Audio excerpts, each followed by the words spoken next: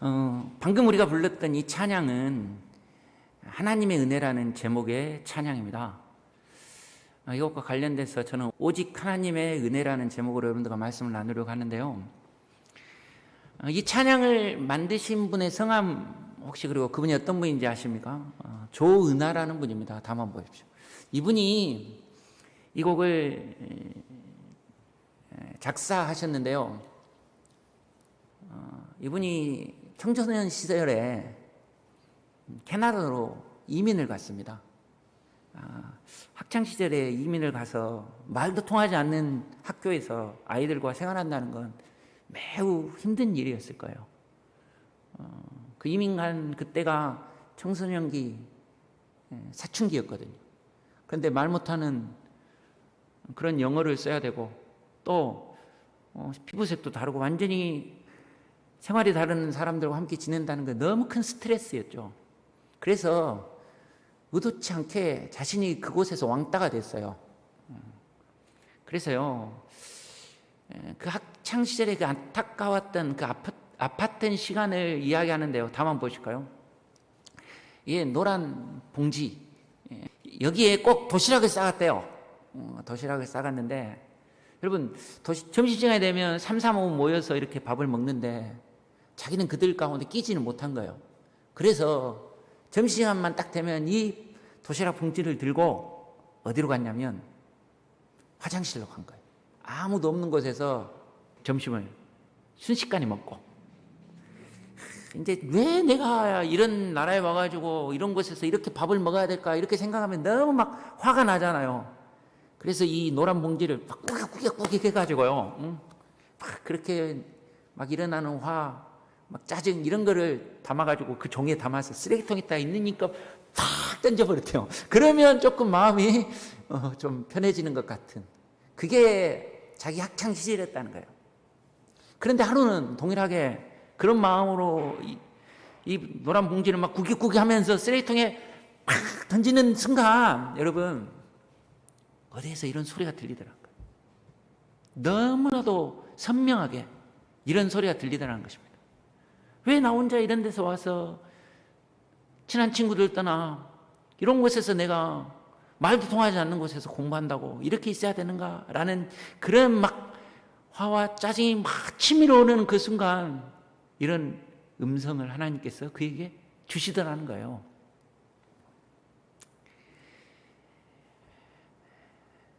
내가 너를 단련한 후에 정금같이 나오리라. 여러분, 이 말이 성경책에 있는 구절인데도 자기는 지금까지 교회를 다녔지만 한 번도 그게 성경이 있다라고 알지 못했대요. 그런데 그 음성을 딱 듣는 순간, 지금 너무 힘들고 어렵지만 하나님께서 나를 이곳에 보낸 것은, 그리고 이런 어려운 가운데 나를 단련하신 후에는 하나님께서 나를 정금같이 쓰시겠구나라는 기대감이 딱 생기더라는 거예요. 그러니까 그런 어려운 상황들을 극복해 나갈 수 있는 힘이 생기고, 또 그런 가운데 하나님 나를 어떻게 쓰실 것인지에 대한 기대감이 생기고요. 그런 기대감 속에서요, 러시아를 생각하고 그러면서 선교에 대한 마음을 갖게 된 거예요. 자, 그리고 여러분, 이제 선교에 대한 마음으로 러시아에서 공부도 하고 미국에 가서도 공부도 하고 하다가 선교의 뜻을 품고 있는 한 청년을 만나 결혼하게 된 것입니다. 그 이제 30쯤 되었을 때 카자흐스탄으로 이제 진짜 선교사로 파송되게 된 거예요. 파송 직전에 이제 파송 갈 것을 이렇게 정리하는 과정 가운데 지난 날들을 돌아보니까 그때 하나님께서 자기를 만나 주셔서 자기에게 비전을 주고 꿈을 주셨고, 그래서 20대 때를 돌아보니까 선교 준비를 위해서 살아온 것 같아요. 선교를 위해서 언어를 배우고, 선교를 위해서 선교단체에서 수고하고 봉사하고, 이런 시간들이 막 주마등처럼 싹 지나가는데, 그렇게 젊은 시절을 다른 게 아니라 복음을 위해서 내가 주님 위해서 헌신하겠습니다라는 마음으로 그렇게 살아온 게 너무 자기 생각에 대단하게 느껴지고 자긍심이 생기고, 그래서 막 기분이 엄청 좋아지더라는 거예요.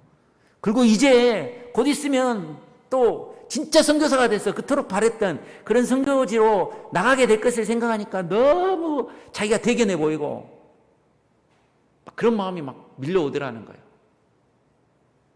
그런 가운데 이제 매일마다 일기를 쓰는데, 일기를 쓰려고 하는데 여러분, 자신이 그토록 수고하고 그렇게 준비해서 이제 선교사로 가게 된다는 이런 자긍심이 막 밀려오는 순간, 그 화장실에서 만나 주셨던 그 하나님 음성이 또다시 들리더라고요. 근데 여러분, 뭐라고 말씀하시냐면, 너가 똑똑해서 그랬을까? 너가 열심히 살아와서 그랬을까? 너가 지금 선교사로 지금 나갈 수 있게 된 것은 오직 내 은혜 때문이다. 나 때문이 아니냐? 내가 너에게 베풀어 주신 은혜 때문이 아니냐? 그렇게 하나님께서 자기에게 나의 은혜 때문에 그런 게 아니냐는 말씀을 딱 하시는 순간 너무 하나님께 부끄럽고, 나는 내가 나름대로 열심히 살아왔다고 생각하지만 하나님 은혜 아니고 어떻게 내가 지금까지 이 자리까지 있을 수 있었을까? 그런 마음이 막 밀려오더라는 거예요. 그래서 막 펑펑 울면서 하나님 앞에서 내가 뭐 한 게 뭐가 있다고 우쭐대며 선교지를 나아가면서도 마치 자신만만하게 그렇게 하나님 앞에 서 있었던 자기 모습을 보면서 너무 죄송하고, 이게 오로지 하나님의 은혜인 것을 고백하는 마음으로 일기를 썼는데, 그 가사가 나를 지으신 이도 하나님, 나를 부르신 이도 하나님, 나를 보내신 이도 하나님, 나의 나 된 것은 다 하나님의 은혜입니다 라고 적게 만드셨다는 거죠. 사랑하는 성도 여러분, 돌아보면 하나님의 은혜 아닌 게 어디 있겠습니까? 하나님의 은혜로 오늘 우리는 이 자리에 있습니다. 그 은혜 때문에 우리는 주님을 예배하고 있습니다. 그런 하나님의 은혜가 여러분을 붙잡을 수 있게 되기를 주님의 이름으로 축원합니다. 바울이 지금 그런 마음이에요. 바울은 고린도 교회의 안타까운 모습들, 그들에게 정말 복음에 대하여 제대로 가르쳐주고 그들의 삶에 대해서 고쳐주고 그런 마음으로 지금 편지를 쓰고 있어요. 그런데 쓰고 있다가 예수 그리스도의 부활에 대한 이야기를 딱 하는 순간, 이 부활에 대하여 지금 증거하고 나타내려고 하는 순간 하나님의 은혜가 그에게 밀려오는 거예요. 그리고 지금 자신을 돌아보니까 나의 나 된 것은 오로지 하나님의 은혜밖에 없다는 것을 깨닫게 하는 거예요. 그래서 그 은혜에 대하여 지금 감사하는 마음으로 지금 고백하고 있는 것입니다. 다음 보실까요? 그래서 여러분, 오늘 읽었던 말씀 보면 나의 나 된 것은 오로지 하나님의 은혜로 된 것이다. 그리고 말합니다. 내게 주신 그 은혜가, 또 마지막에 끝날 때에도 오직 나와 함께 하시는 하나님의 은혜로다. 은혜에 대한, 한 구절에 3번이나 이 은혜에 대하여 이야기하고 있는 것입니다. 이렇게 여러분,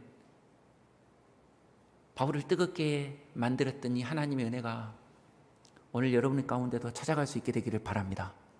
그리고 그 은혜 때문에 방금 조은아 씨가 고백했던 그 가사와 같이 한량없는 은혜, 바꿀 수 없는 은혜, 내 삶에 가득 차고 넘치는 그 하나님의 은혜가 여러분 가운데 있어서 여러분도 그 은혜 때문에 하나님께 감사하며 기뻐하며 찬양할 수 있는 그런 저와 여러분 되기를 주님의 이름으로 축원하는 것입니다. 그래서 여러분, 이 고백은요, 1차적으로 하나님의 그 은혜에 대한 감사인데, 바울은 오늘 본문을 통해 구원의 은혜가 얼마나 놀랍고 귀한 것인지, 그리고 그것을 경험하고 나서 감사하지 않을 수 없어서 이 고백을 하고 있는 것입니다. 지금 바울은요, 고린도 교회를 향하여 그가 가르쳐줬던 것, 그가 전해줬던 것, 그가 선포했던 게 무엇인지를 이야기하고 있어요. 그게 복음이었어요. 그래서 너희에게 전한 복음을 너희에게 알게 한다는 거예요. 그런데 이 복음이 왜 놀라운 것이냐면 이 복음 때문에 구원을 받았다는 거예요.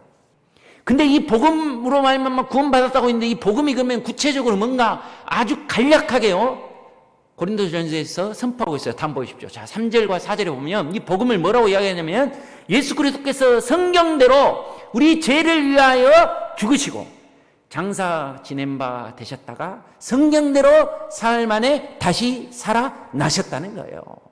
예수께서 십자가와 부활로 말미암아 우리를 구원해 내셨다는 것입니다. 믿습니까? 이 믿음으로 말미암아 우리가 주님 앞에서 구원받았다는 확신이 있기 때문에 이 자리에 나와서 주님을 예배하는 것입니다. 이 은혜는요, 우리가 뭐 잘나서가 아니죠. 지난주에 여러분들과 함께 살폈듯이 아무 공로 없는데 하나님께서 그저 우리를 사랑해 주셨어요. 세상을 이처럼 사랑해 주셨어요. 독생자이신 예수님을 주셨고, 그 예수님께서 우리를 위하여 십자가에 죽으시고 부활하심으로 말미암아 그를 믿는 자를 구원해 주신 것입니다. 근데 여러분, 바울은 이 구원해 주신 이 사실에 대해 너무 감사하고 기뻐하면서 하나님의 은혜를 말하고 있을 뿐만 아니라, 이 바울이 지금 말하고 있는 건 뭐냐면, 이 십자가와 이 부활이 이제는 나의 십자가이고 나의 부활이라고 지금 믿었기 때문에 감사하고 있는 거예요. 그럼 복음이 왜 능력이 되냐면, 예수님께서 죽으셨다가 부활하셨다는 거 우리가 압니다만, 그게요 단지 과거 2000년 전에 있었던 사건으로 끝나는 게 아니라, 예수의 십자가와 부활로 말미암아 나도 그리스도와 함께 죽고 나도 그리스도와 함께 다시 사는 복음의 능력을 체험하고 누리며 나타내는 자가 되었다는 것입니다. 믿습니까?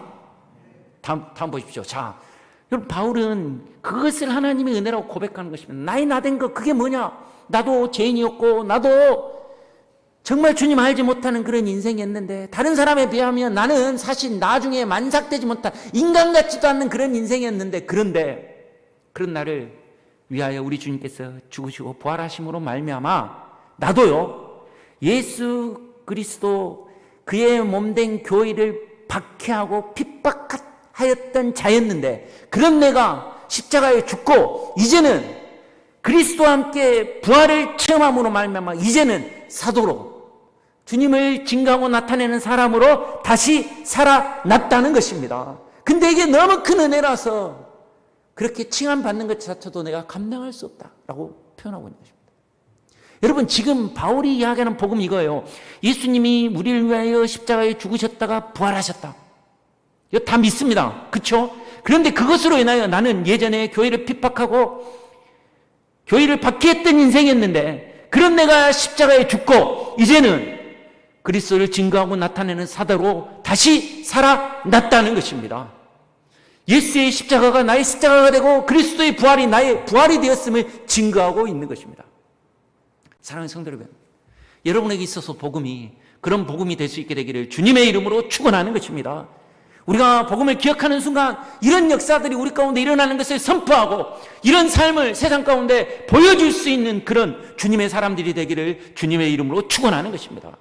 그렇습니다. 여러분, 예전에는요 세상 것을 섬겼습니다. 세상 것을 사랑하고 살았습니다. 그런데 이제는 그랬던 내가 죽고 이제는 그리스도와 함께 다시 살아서 이제는 주님만을 섬기고 주님만을 사랑하는 인생으로 바뀌었습니다. 믿습니까?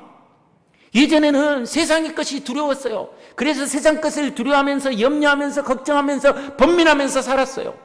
그런데요, 그렇게 세상을 두려워했던 내가 예수 그리스도의 십자가 앞에서 죽고 이제는 그리스도와 함께 다시 살아나서 이제는 두려워할 것 없고 오직 하나님만 두려워하는 인생으로, 하나님 앞에서 어떤 어려움과 환난이 있더라도 염려하고 걱정하는 인생이 아니라 당당하게 살아갈 수 있는 그런 인생으로 바뀌었다는 것입니다. 그게 복음이에요, 여러분. 예전에는 금방 실망하고 금방 원망하고 금방 불평하고 그렇게 살았던 인생일지 몰라요. 근데 여러분, 그런 내가 그리스도와 함께 죽고 이제는 그의 부활과 함께 어떤 어려움이 있더라도 어떤 환난이 있더라도 그 가운데 염려하고 걱정하는 인생이 아니라 하나님의 역사를 기대하고 소망하면서 담대함으로 살아갈 수 있는 인생으로 바뀌었다는 것입니다. 무엇보다도요, 여러분, 예전에는요 누굴 보면 막 치밀어 오르는 분노가 있어요. 미워함이 있어요.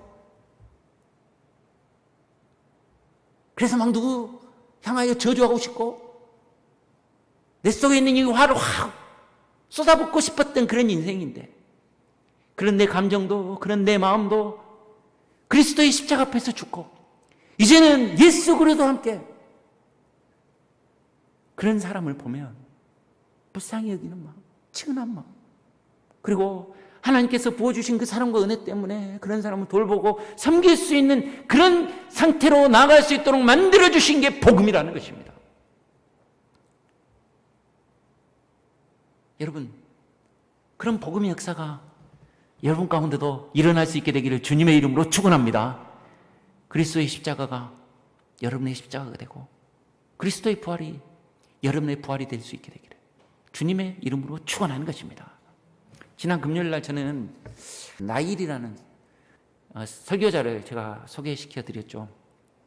근데 이 설교자가 아주 유명한 설교자라고 제가 말씀드렸는데, 이분이요 스펄전 목사님과 함께 영국에 있어서 양대 설교자로 그런 지도자로 인정받았던 그런 분이신데, 그분이 사람들 앞에서 왜 내가 설교하는지 설교하는 목적에 대해서 두 가지로 설명하는 것을 제가 들었어요. 왜 내가 설교를 하느냐, 설교하는 목적이 뭐냐.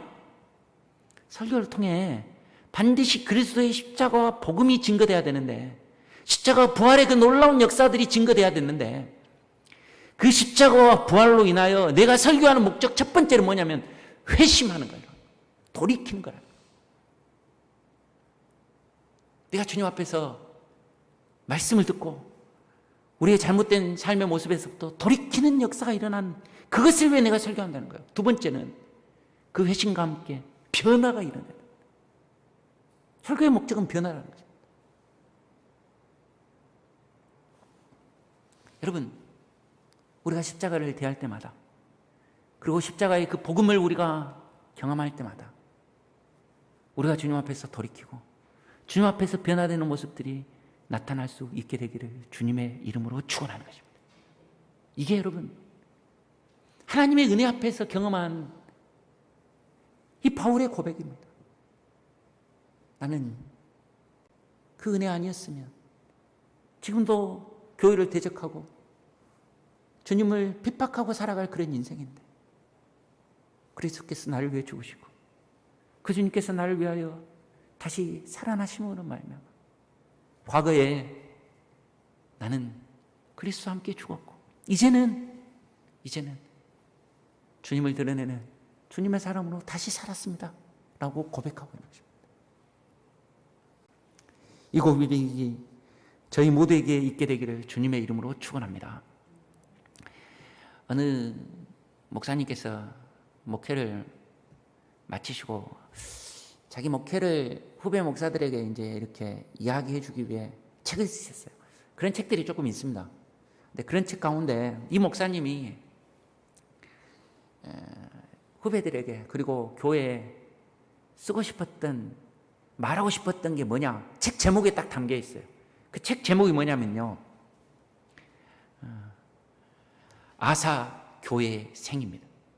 내가 죽어야 교회가 산다. 목사가 죽어야 교회가 살고 성도가 죽어야 교회가 산다. 내가 죽어야 교회가 살고 내가 죽어야 가정이 살고 내가 죽어야 이 땅이 살 수 있다는 거죠.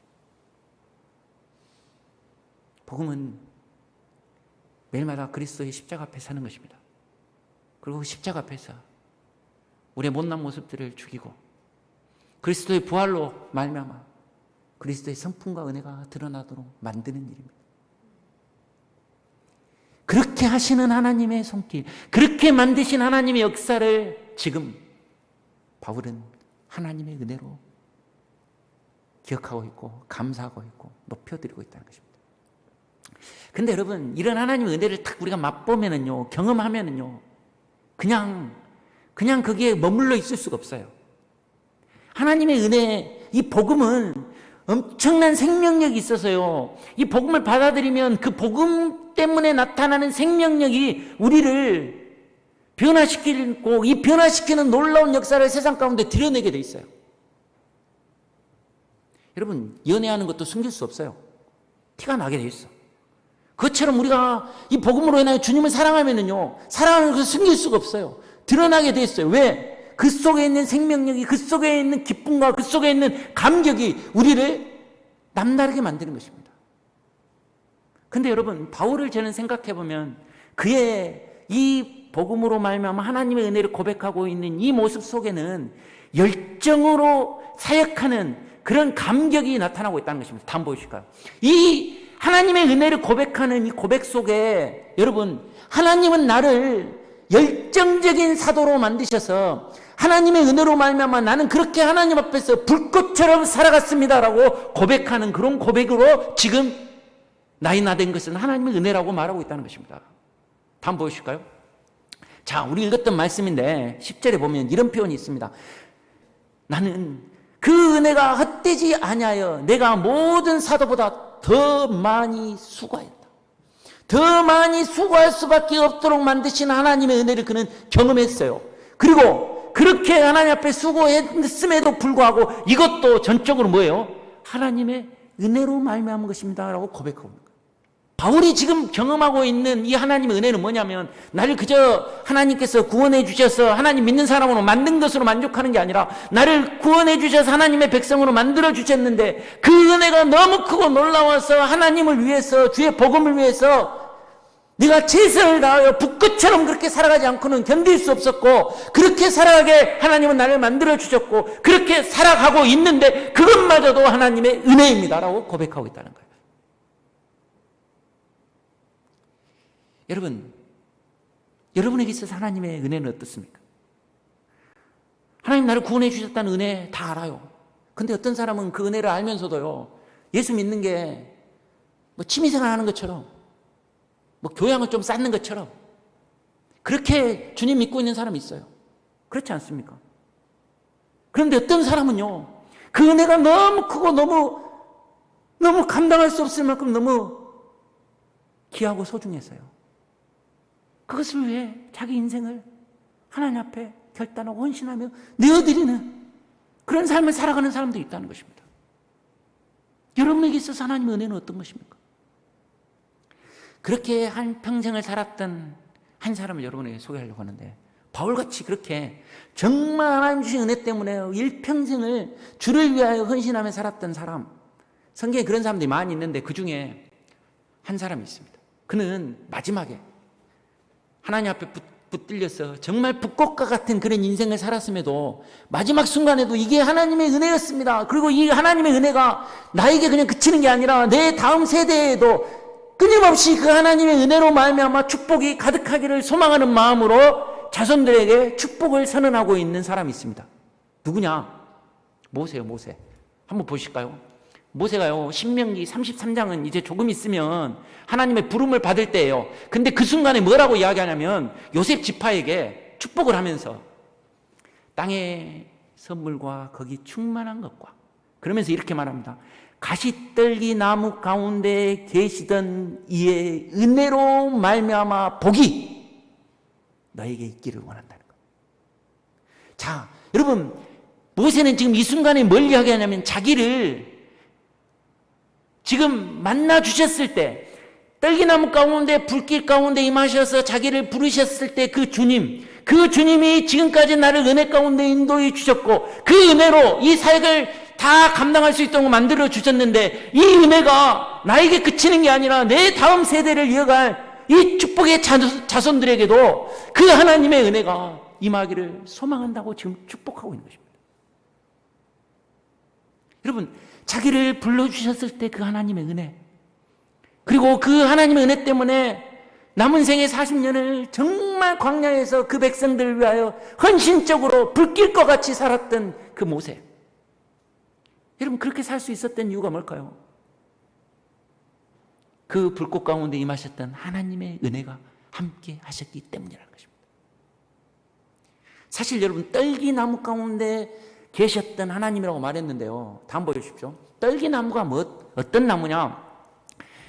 여기 지금 여러분들이 보고 계시는 이 나무가 떨기나무입니다. 아주 유명한 나무입니다. 왜냐하면 이 수도원이 시내산 밑에 있는 수도원이에요. 시내산에서 경험했던 그 하나님의 그 놀라운 임재의 장소가 됐던 떨기나무가 어떤 것인지를 보여주기 위하여 그들이 정성스럽게 갖고 놓은 나무예요. 근데 여러분, 이렇게 보면 아주 멋있고 좀 우람한 나무 같지만 실제로는요, 가시덩쿨이에요. 가시덩쿨. 이거는 여러분 수십 년 동안 이 수원에서 예쁘게 관리했기 때문에 이렇게 잘하는 거죠.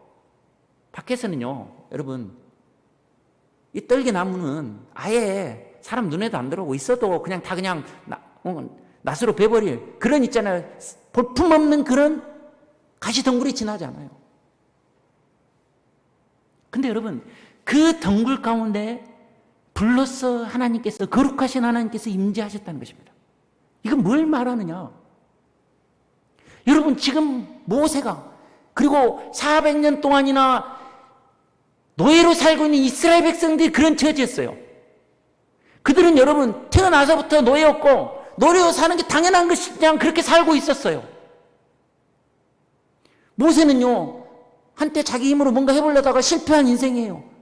이제 나이가 80이 다 됐어요. 이런 목동이 지나지 않아요.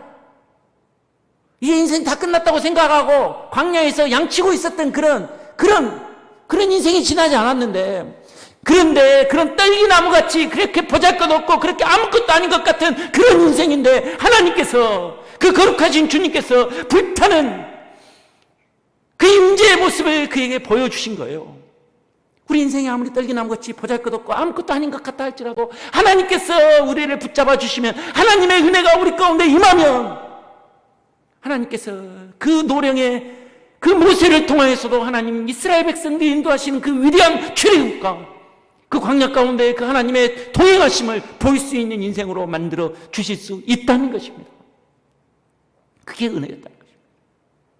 그 은혜를 모세는 마지막 축복하는 순간에도 잊을 수 없었던 거예요. 나를 부르셨던 그 하나님의 은혜. 힘겨웠던 것 같지만 40년 동안 나를 지도자로 세우시고 나와 함께 해주셨던 그 하나님의 은혜.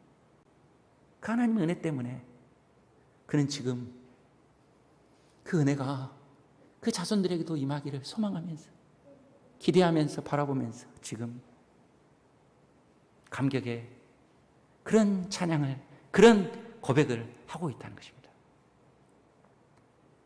사랑하는 성도 여러분, 여러분에게도 하나님 은혜가 그렇게 다가갈 수 있게 되기를 주님의 이름으로 축원합니다. 여러분, 그래서요, 이 하나님의 은혜를 경험하면 이 하나님의 은혜를 정말 자랑하고 싶은데, 여러분 고린도전서와 고린도후서를 읽으면서 여러분들은 그런 것을 발견했는지 모르겠지만 바울에게 계속 생기는 게 뭐냐면, 이 은혜를 드러내려고 하는데 마치 그것을 사람들 오해해서 자기를 드러내는 자기 자랑인 것처럼 생각하는 거예요. 그리고 많은 사람들은요, 마치 하나님의 은혜를 이야기하면서 자기 잘난 거, 자기 뛰어난 거 막 드러내려고 하는 모습들을 너무 많이 접한 거예요. 그래서 여러분, 고린도 교회의 문제는 뭐냐면 은혜가 없다는 게 문제가 아니라 하나님 주신 은혜가 너무 많았어요. 그래서 영적인 은혜 가지고 자랑하는 게 문제였어요.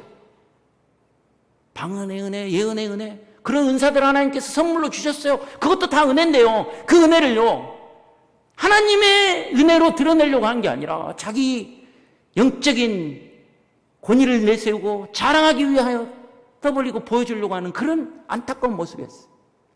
그래서 여러분, 바울은 그들 앞에서 내 약한 것을 자랑한다고 표현해요. 그러면서요, 다음 보실까요? 자, 이런 표현을 합니다.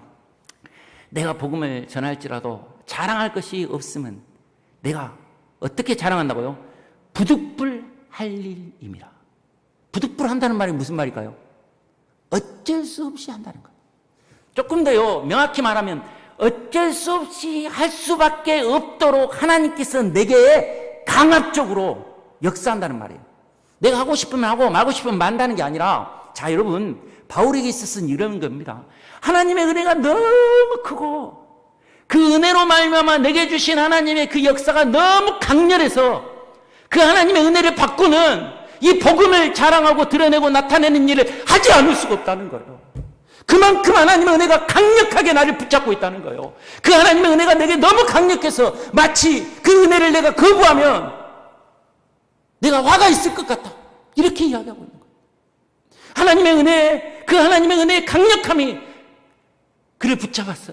부득불, 어쩔 수 없어 주님을 드러내고 나타낼 수 있는데, 내가 어쩔 수 없이 주님 증거하고 있는데 이건 뭔 내가 자랑할 게냐, 이렇게 이야기하고 있는 거예요. 사랑하는 성도 여러분, 우리에게 베푸신 은혜, 내가 잘나서가 아니에요. 우리가 베푸신 은혜, 우리가 받을 만한 자격이 있어서가 아니에요. 은혜예요. 근데 그 은혜를 받으면 그 은혜가 얼마나 귀하고 크고 위대하고 놀라운 것인지 여러분이 체험하면 체험할수록 그 은혜를 위하여 여러분 헌신하고 봉사할 수밖에 없도록 만들어 가시는 그런 하나님의 역사를 경험할 수 있는 그런 저희 모두가 되기를 주님의 이름으로 축원합니다. 혹시 여러분 이 사람을 아실지 모르겠는데요. 다음 보실까요? 잘 모르실 거예요. 근데 이 사람이요, 제가 이제 설명해 드리면 아 그렇구나 하는 생각이 들 겁니다. 신상우 씨라고 피아니스트 겸 작곡가입니다. 왜 제가 이 사람을 여러분에게 소개하느냐, 방금 우리가 불렀던 찬양의 하나님의 은혜, 그 찬양의 작곡을 하신 분이에요. 여러분들도 잘 아실 거예요. 베토벤 바이러스라는 드라마가 있었습니다. 그리고 주몽, 대조영 이런 작품의 OST를 여러분 맡아서 하셨던, 그게 참여했던 분이죠. 그런데 이분이 안타깝게도 간암으로 3년 전에 돌아가셨습니다. 그분이 돌아가시니까 여러분 주변에서 같이 음악 활동을 했던 분들이 이분의 이 삶이 정말 안타깝고 또 이분이 살았던 모습이 너무 귀하기 때문에 이분에 대해서 이렇게 소개하려고 하니까 어떤 특징이 있냐면 이분 이야기를 드러내려고 하지 않았어요. 그 흔한 인터뷰 하나 하지 않았어요. 그런데 여러분 유학 시절에 예수 전도단에서 반주를 시작한 이후부터 끊임없이 한평생을 찬양하는데 헌신한 사람이죠. 몸이 안 좋아가지고 부르심이 받기 직전에는 여러분 거동하기도 힘든 상황임에도 불구하고 하나님을 찬양하는 그 자리에 반주를 부탁하면 거절하지 않고 오셔서 반주를 해주셨던 분이죠. 작은 교회에서 묵묵히 반주자로 봉사하시다가 가신 거예요. 찬양의 가사처럼요, 달려갈 게 다가도록 마지막 호흡 다하도록 하나님의 은혜를 높였던 그런 사람이다 라고 사람들이 이렇게 소개하는 것을 제가 봤습니다. 근데 그 사실을 알고 제가 이분에 대하여 조금 더 살펴보니까 너무 고맙더라고요.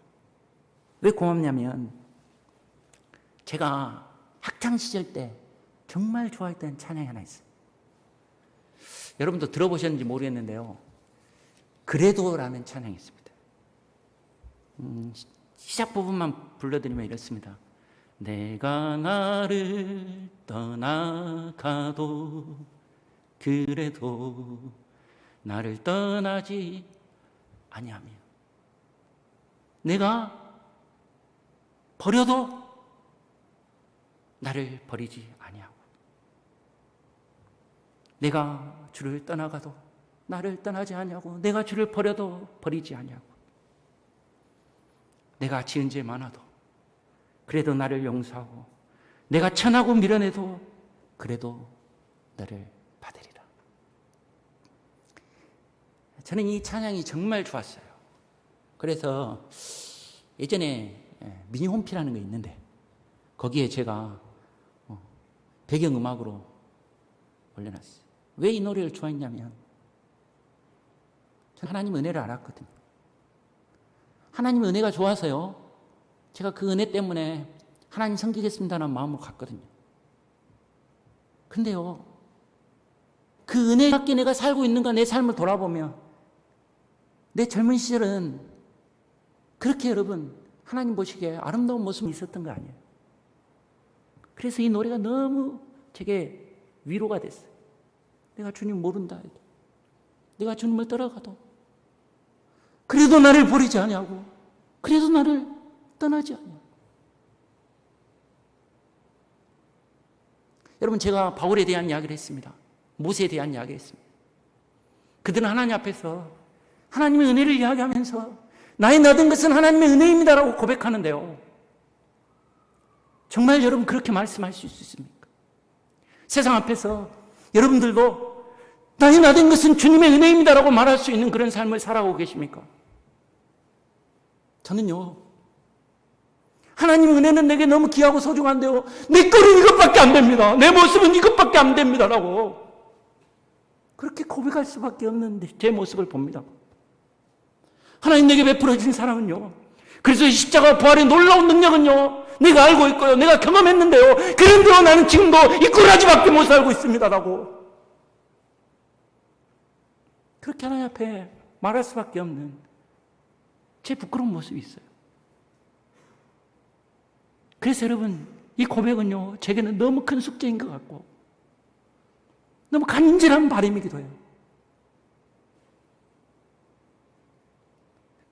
여러분, 정말 나이 나된 것이, 지금 나이 나된 모습이, 지금 우리의 모습이 하나님의 은혜로 된 것입니다 라고 이야기할 수 있습니까? 맞죠? 제 많은 인생, 주님 모르고 살아갈 인생을 그래도 하나님께서 구원해 주셔서 하나님 예배하는 자로, 하나님 섬기는 자로 만들어주시면 너무 큰 은혜이죠. 그런데 여러분, 그런 은혜 때문에, 그런 사랑 때문에 여러분, 우리는 주님이 걸어가셨던 그 불꽃과 같은 그런 인생을 살고 있습니까? 오늘 바울과 모세가 보여줬던 그런 모습을 우리 속에서 우리는 보여주고 있느냐는 것입니다. 사랑하는 성도 여러분, 이 말씀에 부끄러움 없이 살아갈 수 있는 저희가 되기를 주님의 이름으로 축원합니다.